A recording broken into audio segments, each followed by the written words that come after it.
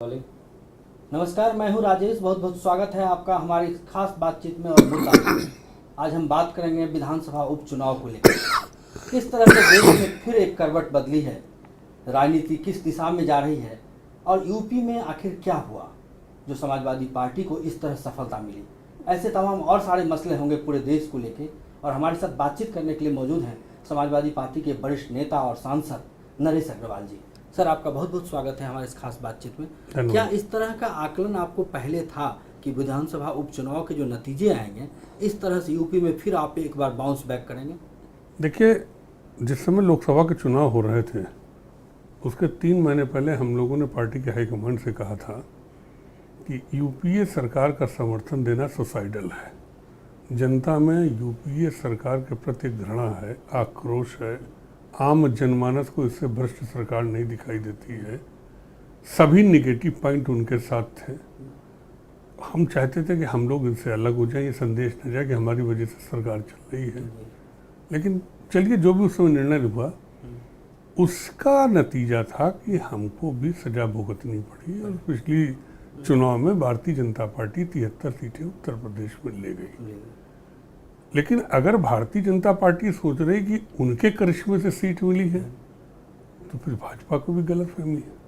और शायद भाजपा के नेताओं ने समझ लिया कि बस एकदम उनका करिश्मा हो गया, मोदी फैक्टर चल गया। और भाजपा के नेता एकदम एक ही दिन में अपना कद इतना बढ़ा लिया उन्होंने कि जितना कद था नहीं।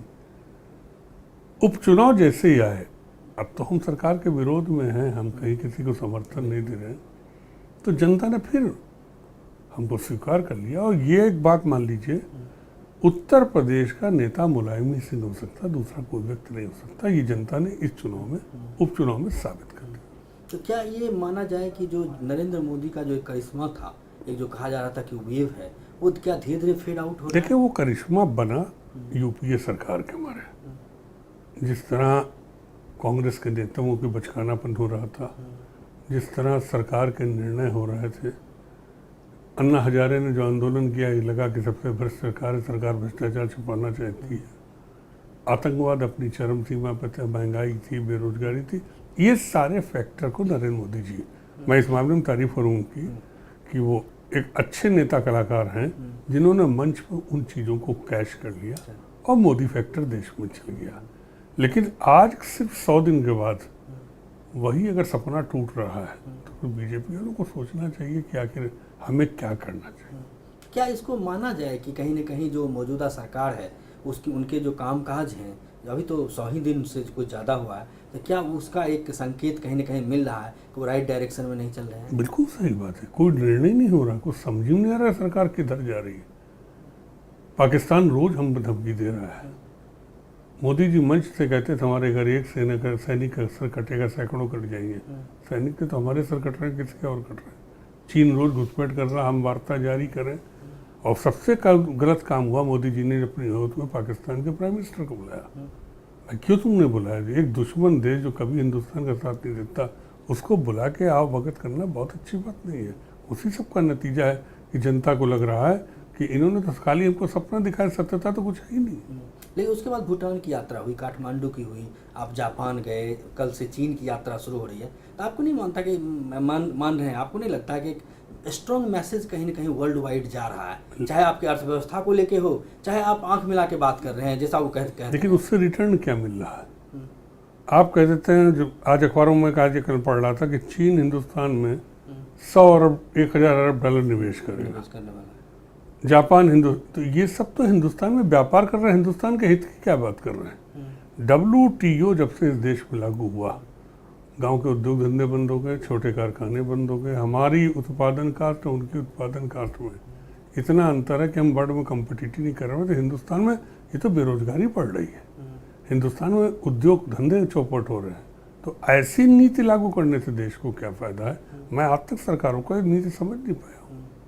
तो क्या ये लगता है कि हम लोग गलत दिशा में जा रहे हैं विदेश नीति के मामले में? देखिए, कहीं ना कहीं हमको निर्णय लेना पड़ेगा। आज हमारी क्या विदेश नीति है? मैं ये नहीं समझ पाया कि हिंदुस्तान की विदेश नीति क्या है। भाई हमको बताएं, हम अमेरिका के साथ हैं कि अमेरिका के विरोध में, हम रूस के साथ हैं या रूस के विरोध में, या हम गुट निरपेक्ष हैं। जैसे इंदिरा जी ने बनाया था 105 कंट्री को मिला के गुट निरपेक्ष देश एक नीति बनाई थी। तो आखिर मोदी सरकार ये तो बताए हमारी फॉरेन नीति क्या है। हम चले जाएं, ओबामा जी हमारा स्वागत कर दें, उसके बाद पाकिस्तान को बढ़ावा दे दें, तो ऐसी विदेश नीति से क्या फायदा। हम इराक में फेल हैं, ईरान में फेल हैं। आप देखिए रोज बांग्लादेश और नेपाल के माध्यम से हिंदुस्तान में आतंकवादी भी आ रहे हैं और नकली करेंसी भी आ रही है। क्यों नहीं वो देश रुकते, क्या चाहे देश नहीं रुक सकते। हमें लग रहा कि हम छटपटाहट में हम समझ ही नहीं पा रहे क्या करें, जिसका नतीजा हमारी विदेश नीति सफल नहीं है। अग्रवाल साहब, ये तो कामकाज की बात रही जो मौजूदा सरकार है अभी, उसके बाद अगर हम ये करें जिस तरह से यूपी को एक लैब बनाया गया था बीजेपी की तरफ से और लोकसभा चुनाव में सफलता भी मिली, अमित शाह जो मौजूदा अध्यक्ष हैं उन पर दारोमदार था, और महंत योगी आदित्यनाथ को जिस तरह से प्रोजेक्ट किया गया और लव जिहाद का इशू आया, तो क्या आपको लगता है कि लव जिहाद जैसा मुद्दा भारत में नहीं चल सकता, या हिंदुओं के मन में ये कहीं ना कहीं बिठा नहीं पाए और उसका लाभ दूसरे को मिला? लव जिहाद आपने छेड़ा और पोलराइजेशन कहीं और हो गया और उसका लाभ आपको दिख रहा है। देखिए बीजेपी में देख रहा हूँ कि शीर्षस्थ नेतृत्व दूसरी बात करता है, नीचे का नेतृत्व दूसरी बात करता है। 15 अगस्त को प्रधानमंत्री जी लाल किले से कह रहे थे कि 10 साल तक सांप्रदायिकता समाप्त होना चाहिए। नीचे लव जिहाद, आदित्य योगीनाथ जैसे लोगों के भाषण, साक्षी महाराज के भाषण, ये क्या है? इसके मतलब ऊपर वाले तो कहते हैं हम मलाई खाएंगे और नीचे जो हैं दूध को जला रहे हैं। तो ये दोहरी नीति, ये जो लोग सोचते हैं कि जनता देखती नहीं, और मैं फिर से कहता हूँ इस देश को सांप्रदायिक ताकतें कभी नहीं चला सकती। इस देश कभी सांप्रदायिकता को पसंद नहीं करेगा। इस देश में सांप्रदायिक सौहार्द जिंदा रहा। जब तक हिंदू मुस्लिम सिख ईसाई सब साथ नहीं चलेंगे देश नहीं चल सकता। तो ये जो बीजेपी की सोच जो है कि लव जिहाद, मदरसा, एंटी मुस्लिम बोल के हम जिंदा रहेंगे, ये अब ज़्यादा नहीं चलेगा। और इस चुनाव ने इस बात का संदेश भी दिया है कि आप लव जिहाद जैसे शब्दों को, आप सांप्रदायिक शब्दों को इस्तेमाल करके नई जनता का मन जीत सकते हैं। नरेश जी, तो ये क्या इसको माना जाए कि जो अदर साइड जो पोलराइजेशन हुआ लव जिहाद को लेके, उसका फायदा आपको और कांग्रेस को मिला? लेकिन लव जिहाद का कोई पोलराइजेशन था नहीं, जनता ने पूरा तरह रिजेक्ट कर दिया। हमारा कहना था प्यार पे कोई अंकुश लगा नहीं सकता। अरे ही रांझा पे नहीं लगा, देश का हिस्ट्री पढ़ लीजिए हैं। हमारे कृष्ण महाराज तो गोपिकाओं के साथ देते हैं, हम लोग उसको मनाते हैं। तो इस देश का जो कल्चर है आप उसको सांप्रदायिक नाम दे के तोड़ना चाहें, ये कौन होता है? हमारी सरकार का बड़ा स्पष्ट था कि प्यार पे न कोई बंधक हो सकता, ना प्यार पे कोई रोक लगाई जा सकती। नरेश जी, एक बहुत ही हमारे मन में एक बहुत टफ सवाल है, क्या इस देश में, क्या इस देश के समाज में एक जो सोशल इंजीनियरिंग है वो बहुत बड़ा सच है, जो इस चुनाव में भी दिख रहा है? कहीं ना कहीं आप लोग उसको करने में कामयाब भी रहे हैं। देखिए ये बात सही है, जातीयता, क्षेत्रीयता देश के मुद्दे हैं जिनको इग्नोर कोई नहीं कर सकता। आज चुनाव बहुत ज़्यादा जातीय आधार पर हो रहा है, उसके बाद मुद्दों का आधार होता है। हमने पोलराइजेशन किया, हमने देखा, क्योंकि हम गरीबों की लड़ाई लड़ रहे थे। हमने हरदम दलितों की लड़ाई लड़ी, पिछड़ों की लड़ाई लड़ी, माइनॉरिटी की लड़ाई लड़ी। यही हमारा वोट बैंक है। हम अपने वोट बैंक को फिर वापस लेने में सफल हुए और उसी का नतीजा उत्तर प्रदेश के उपचुनाव के परिणाम। कांग्रेस और बीएसपी ने आपको अंदर खाने या बैक दरवाजे से आपको मदद भी किया इसमें, नहीं, इसका भी कहीं ना कहीं। देखिए ये गलतफहमी निकाल दीजिए, बीएसपी बीजेपी एक है। हम तो कहेंगे बीएसपी बीजेपी की सिस्टर कंसर्न है, वो दोनों एक सिक्के के पहलू। बीएसपी चुनाव इस मारे निकले कि अपना वोट बीजेपी को डाइवर्ट कर देंगे, समाजवादी पार्टी आ गई। कांग्रेस ने भी क्या मदद की? कांग्रेस ने कैंडिडेट खड़ा करके वोट काटने का काम किया। कांग्रेस को जीतने के लिए नहीं लड़ी थी। अगर कांग्रेस कह देती हम समाजवादी पार्टी के साथ खड़े हैं तो समझ में आता कि बीजेपी के खिलाफ है। कांग्रेस तो बीजेपी को जिताने के लिए खड़ी थी। कांग्रेस ने जितने वोट काटे, वोट तो हमारे काटे, उन्होंने बीजेपी के कौन से वोट काटे? तो ये जो कह रहे हैं कि बीएसपी और कांग्रेस सपा को मदद कर रही थी, ये पूरी तरह असत्य है। नरेश जी, एक जो एक्सपेरिमेंट जो शरद यादव जी, लालू यादव जी ने किया था बिहार में, वो एक शुरुआत कहा जा रहा था, आपको लग रहा है कि उसका कुछ फ्यूचर है उस लैब टेस्ट का? वहाँ की परिस्थिति दूसरी है, यूपी की परिस्थिति दूसरी है। हम कभी उन ताकतों के साथ नहीं जा सकते जो बीजेपी से हाथ मिलाती है। मुलायम सिंह जी कहते हैं सत्ता रहे न रहे, लेकिन सिद्धांत नहीं तोड़े। तो कैसे संभव है उत्तर प्रदेश में? और वो लोग कमज़ोर हो सकते हैं, हम उत्तर प्रदेश में कमज़ोर नहीं हैं, इस मारे हम किसी से हाथ मिलाने के लिए तैयार भी नहीं। नरेश जी, अगर हम राजस्थान और गुजरात का भी देखें और आपसे हम सवाल करें कि गुजरात में जिस तरह से कांग्रेस को उम्मीद बंधी है, और राजस्थान में तो बिल्कुल बीजेपी बैक हो गई। तो आपको क्या लगता है कि क्यों ऐसा क्यों रिजल्ट आया, जबकि वहाँ उनके सीएम है, सरकार है? देखिए, यही तो मैं कह रहा हूँ कि लोगों का बुखार भारतीय जनता पार्टी के ऊपर उतरा।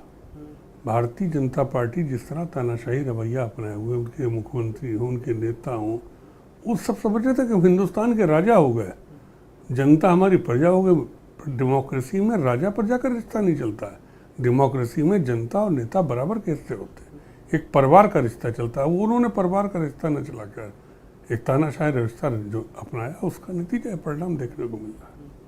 आने वाले दिनों में आपको क्या लग रहा है, किस तरह की राजनीतिक करवट देश लेगी? या आप लोग जो एक्सपेरिमेंट करते रहे हैं लंबे समय से, समाजवादियों को एकजुट करना, उसको करना, क्या उसका कुछ भविष्य है समाजवादियों के लिए? मतलब एक फिर से एकजुट होना, और क्योंकि हर बार देखा गया कि जब स्ट्रॉन्ग पार्टी जब सरकार बनी है केंद्र में, तो कहीं ना कहीं पूरी समाजवादी इकट्ठा होकर एक फ्रंट बनाया है उन्होंने किया। तो क्या इस तरह के एक युग था वो खत्म हो चुका है या फिर अभी उम्मीद है? खत्म नहीं हुआ। देखिए, नेशनल लेवल पे हम बिल्कुल फ्रंट बनाने को अभी तैयार हैं, और ये मानना है कि धर्मनिरपेक्ष ताकतें देश के लेवल पर एक हों।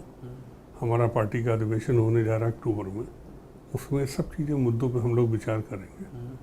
उसके बाद नेताजी निर्णय लेंगे, नेताजी जो निर्णय लेंगे पार्टी पूरा से। अगर हम हरियाणा और महाराष्ट्र चुनाव, विधानसभा चुनाव जा रहे हैं, उसकी बात करें, तो आपको क्या लगता है कि वहाँ क्या? देखिए, इन नतीजों के बाद वहाँ पर धर्मनिरपेक्ष ताकतों को ताकत मिली, एक संदेश गया जनता में, ये गया कि भारतीय जनता पार्टी अब नहीं जीतेगी। तो वहाँ उन ताकतों को मजबूती मिलेगी, चाहे महाराष्ट्र हो, चाहे झारखंड हो, चाहे हरियाणा हो, चाहे इसके बाद कश्मीर हो। अब भारतीय जनता पार्टी को सपना देखना बंद कर देना चाहिए कि हमारी सरकारें भी और जगह बनेंगी। नरेश जी, हमसे बात करने के लिए आपका बहुत बहुत शुक्रिया और धन्यवाद। धन्यवाद। ये थे समाजवादी पार्टी के नेता और वरिष्ठ सांसद नरेश अग्रवाल जी, जो हमसे विधानसभा उपचुनाव को लेकर बात कर रहे थे। मुद्दा में आज फिलहाल इतना ही। अगले दिन हम फिर हाजिर होंगे एक नए मुद्दे और नए मेहमान के साथ। फिलहाल दीजिए हमें इजाज़त। नमस्कार।